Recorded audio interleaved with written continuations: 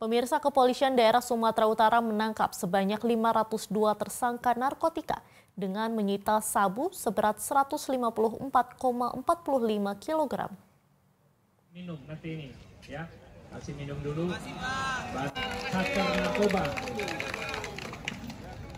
Pada Selasa siang, Polda Sumatera Utara menangkap sebanyak 502 tersangka narkotika dengan menyita sabu seberat 154,45 kg.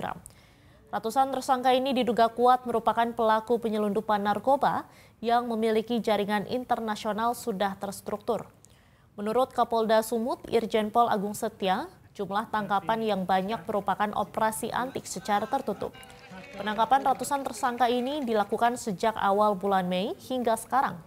Sementara itu, Badan Narkotika Nasional Provinsi Sumatera Utara mengeluhkan terkait rehabilitasi dalam penanganan narkoba rehabilitasi. Menurutnya, rehabilitasi terkendala akibat anggaran rehabilitasi belum dinaikkan ke daerah.